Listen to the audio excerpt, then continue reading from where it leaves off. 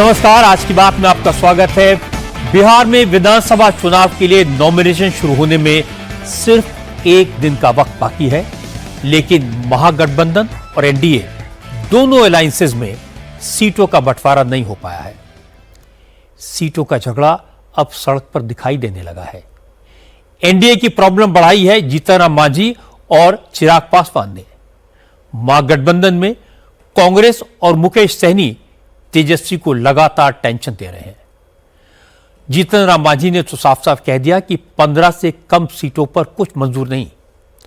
अगर 15 सीटें नहीं मिली तो एक भी सीट पर उम्मीदवार नहीं उतारेंगे।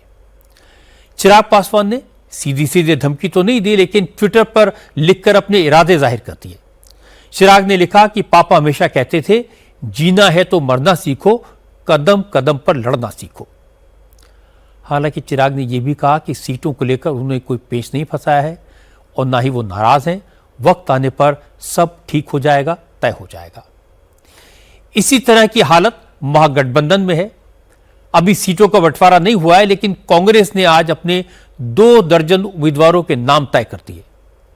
2 सीटों पर तो उम्मीदवारों के नामों का ऐलान भी कर दिया, लेकिन मुकेश सहनी ने कहा कि उनकी पार्टी 60 से 40 पर आ गई है। कांग्रेस को भी अड़ना नहीं चाहिए, क्योंकि अलायंस में गड़बड़ी हुई तो सब सड़क पर आ जाएंगे और फिर 5 साल इंतजार करना पड़ेगा। हालांकि एनडीए और महागठबंधन के बड़े बड़े नेता खामोश हैं। इन सारी बातों पर किसने रिएक्ट नहीं किया, लेकिन सब टेंशन में है। ये टेंशन कब खत्म होगी, कैसे खत्म होगी, रास्ता कैसे निकलेगा, एनडीए और महागठबंधन में हलचल क्या है, भीतर ही भीतर हो क्या रहा है, ये सब मैं आपको बताऊंगा। और शुरुआत करते हैं जीतन राम मांझी के तेवर से। हिंदुस्तानी अवाम मोर्चा के अध्यक्ष जीतन राम मांझी नरेंद्र मोदी की सरकार में मंत्री हैं। उनका बेटा संतोष मांझी नीतीश कुमार की सरकार में मंत्री है।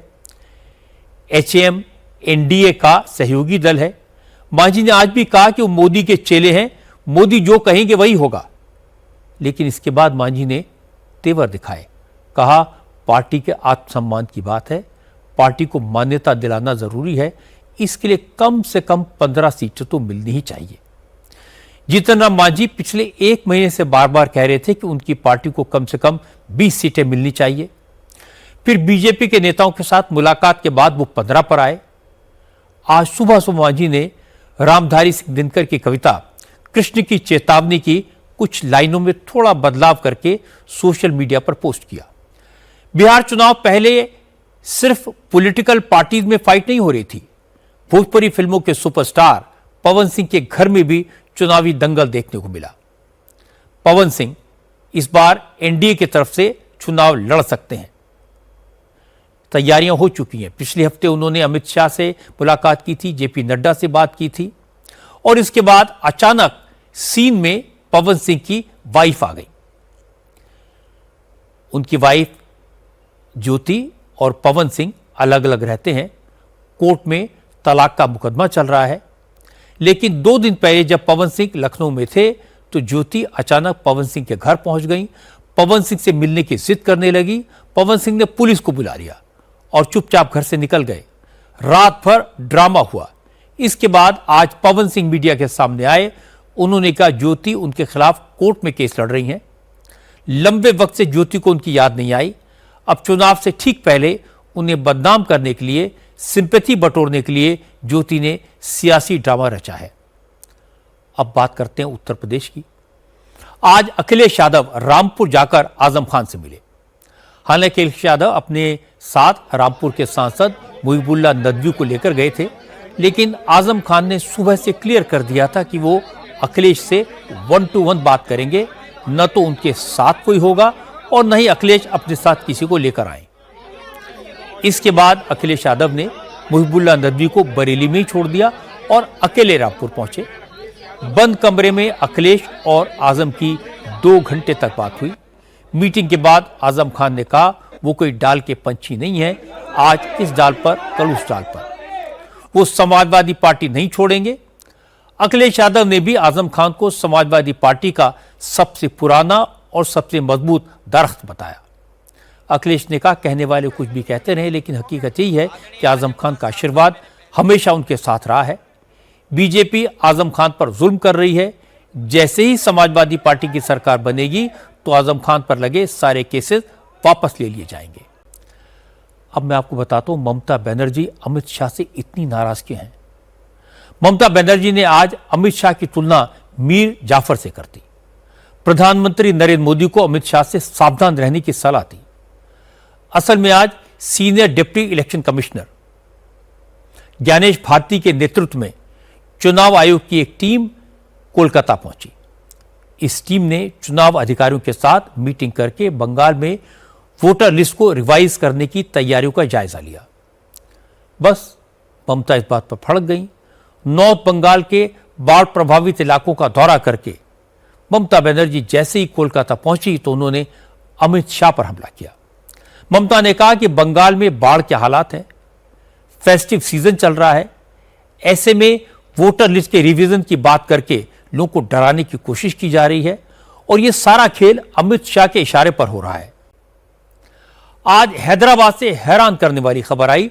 तेलंगाना में कांग्रेस की सरकार हैदराबाद के पॉश इलाके जुबली हिल्स में सेना की जमीन मुसलमानों को कब्रिस्तान बनाने के लिए दे दी है। सेना के अफसर लोगों को बता रहे हैं कि ये जमीन आर्मी की है, इसलिए जमीन पर कब्रिस्तान नहीं बन सकता और रेवंत रेड्डी की सरकार खामोशी से तमाशा देख रही है। इस जमीन के अलॉटमेंट की टाइमिंग भी गौर करने वाली है। असल में जुबली हिल्स असेंबली सीट पर बाई इलेक्शन होना है। 6 अक्टूबर को बिहार विधानसभा चुनाव की तारीखों के ऐलान के साथ साथ जुबली हिल्स के बाई इलेक्शन का भी ऐलान हुआ और यहां भी 11 नवंबर को वोटिंग होनी है। लेकिन मॉडल कोड ऑफ कंडक्ट लागू होने से ठीक 2 दिन पहले रेवंत रेड्डी की सरकार ने जुबली हिल्स में आर्मी की 2500 स्क्वायर यार्ड जमीन कब्रिस्तान के लिए अलॉट कर दी। जैसे ही सरकारी फरमान मिला तो इलाके के लोग इस जमीन पर कब्रिस्तान का बोर्ड लगाने पहुंच गए। आर्मी के अफसरों को खबर मिली तो सेना के लोग तुरंत मौके पर पहुंचे और लोगों को रोक दिया। आज प्रधानमंत्री नरेंद्र मोदी ने कांग्रेस पर जबरदस्त अटैक किया। मोदी ने कहा कि कांग्रेस के जमाने में सरकार दूसरे देशों के सामने घुटने टेक देती थी, देश हित को, देश के आत्मसम्मान को किनारे रख देती थी। लेकिन अब बदला हुआ भारत है। अगर कोई भारत की तरफ आंख उठाता है तो भारत घर में घुसकर मारता है। असल में नरेंद्र मोदी ने आज मुंबई में मेट्रो के तीसरे फेज और नवी मुंबई में इंटरनेशनल एयरपोर्ट का उद्घाटन किया। इस मौके पर प्रधानमंत्री ने ऑपरेशन सिंदूर का जिक्र किया, फिर पी चिदंबरम के बयान की याद दिलाई। कहा अब तो कांग्रेस के बड़े नेता भी मान रहे हैं कि 2008 के मुंबई हमले के बाद सेना पाकिस्तान पर हमला करने के लिए तैयार थी, लेकिन कांग्रेस की सरकार ने विदेशी प्रेशर में इसकी परमिशन नहीं दी और अब पूरी दुनिया देख रही है कि भारत कैसे घर में घुसकर दहशतगर्दों के अड्डों को तबाह करता है। अब बात करते हैं देश भर में फैले जहरीले कफ सिरप की। जहरीले कफ सिरप से मरने वाले बच्चों की संख्या बढ़कर 24 हो गई है और इसके बाद तमिलनाडु, महाराष्ट्र, गुजरात, मध्य प्रदेश और राजस्थान की सरकारें एक्शन में आई हैं। कफ सिरप बनाने वाली कंपनियों की जांच हो रही है, सैंपल इकट्ठे करके लैब में भेजे जा रहे हैं, फैक्ट्रियां सील की जा रही हैं, पुरानी दवाओं के स्टॉक को जब्त करके नष्ट किया जा रहा है। क्योंकि जहरीले कफ सिरप से सबसे ज्यादा 20 बच्चों की मौत मध्य प्रदेश के छिंदवाड़ा में हुई है, इसलिए मोहन यादव की सरकार छिंदवाड़ा में घर घर जाकर कोल्ड्रिफ कफ सिरप की बोतल्स इकट्ठी कर रही है। कानपुर की मरकज मस्जिद के पास एक धमाका हुआ है। अब तक जो इंफॉर्मेशन मिली है उसके मुताबिक कानपुर के मिश्री बाजार में जो मरकज मस्जिद है उसके आसपास कुछ 2 व्हीलर पार्क थे। इन्हीं 2 व्हीलर्स में भयंकर धमाका हुआ। इस ब्लास्ट में 6 लोग बुरी तरह घायल हुए हैं। घायलों में एक महिला भी शामिल है। पुलिस, एंटी बॉम्ब स्क्वाड और फोरेंसिक टीम मौके पर मौजूद है। पुलिस अफसरों ने बताया कि मस्जिद के पास पार्क में स्कूटर्स में जो धमाका हुआ उनमें से एक की डिटेल मिल गई है और पुलिस पूरे मामले की जांच में जुटी है। अब मैं आपको बताता हूं प्रसिद्ध और सम्मानित संत प्रेमानंद जी महाराज के बारे में। आज प्रेमानंद महाराज को भी कहना पड़ा कि घोर कलयुग आ गया है। लोग किसी की हेल्थ को लेकर अफवाह कैसे उड़ा सकते हैं। असल में कुछ दिन से प्रेमानंद महाराज ने सुबह होने वाली अपनी पद यात्रा को बंद कर दिया है।